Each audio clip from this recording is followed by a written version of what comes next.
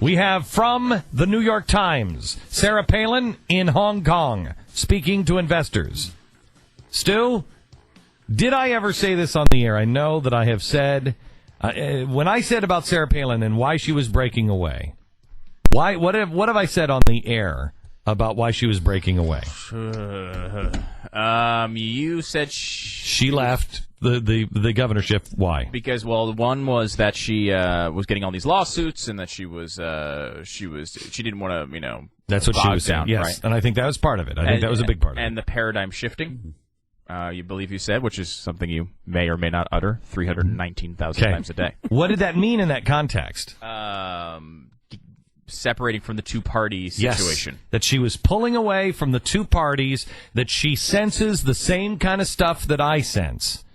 Listen to this. Hong Kong, New York Times. Sarah Palin, in what was billed as her first speech overseas, spoke on Wednesday to Asian bankers, investors, and fund managers. Okay, it was billed as her first speech overseas. It either is or it isn't. Is this another Asia? Is this like... is this like Little Asia?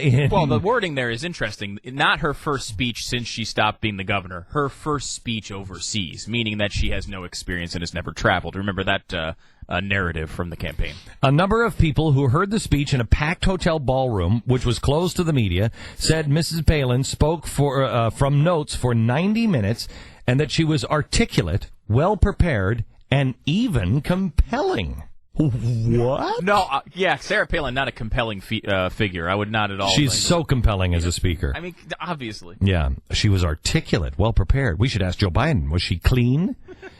The speech was wide-ranging, very balanced, and she beat all expectations, says Doug Coulter, head of private equity in the Asia-Pacific region for LGT Capital Partners.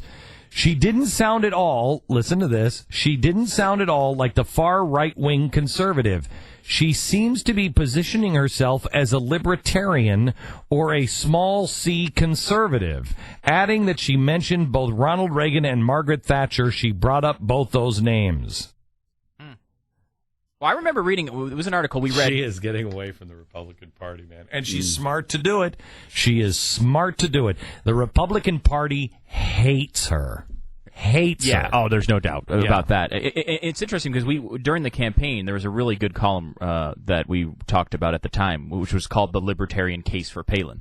And went through all of her accomplishments of, like, she's seen as this person who's always, like, demanding that you stop doing that activity in your own home. And all that stuff. From Alaska. And she did not govern that way at all. She's from Alaska. Alaska is, you tell Alaskans what to do, get off my land. They're up in Alaska for a reason. Yeah, they don't want to deal with you, Washington. That's exactly why they're there. Right. Exactly right. You were either born there, and if you were born there and bred there, then you know what? You have that attitude. If you move up to Alaska, you have one or two attitudes. Jeez, it's so cold here. What the hell did I move here for? Or, I am so glad to be away from all of that crap. Don't tell me what to do. What do you think? They're going to hire some big government Republican? She's really, really smart. I'm telling you, I think the Republican Party is going to implode. I think the Republican Party is going to implode. Maybe not. Maybe not. No, you're forgetting about some of these guys like Mike Huckabee. And gosh, there's just so many. Tim Pawlenty. Mitt Romney. Mitt Romney. I mean, please. But the values are what we're talking about here. The party is a vehicle to carry the values. Who cares what vehicle you're carrying? Thank you. Yes. It's about the values and the system and all that stuff. Right. It's about but smaller look at the government. But look at the values. Mike Huckabee, big government. Mitt Romney, big government. Partially.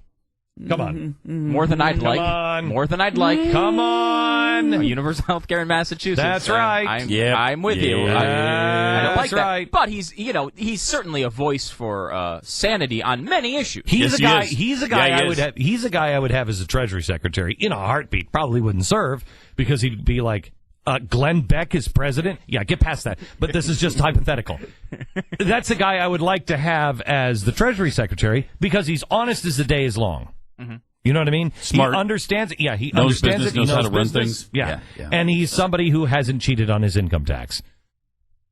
That's kind of a big thing. I bet he doesn't even have TurboTax to do his income tax. I'm pretty sure he does. Somebody else I'm does. pretty sure. How many zeros can you fit into TurboTax? Yeah, I don't know. 9 0 0 0 0 0 0 0. Yeah.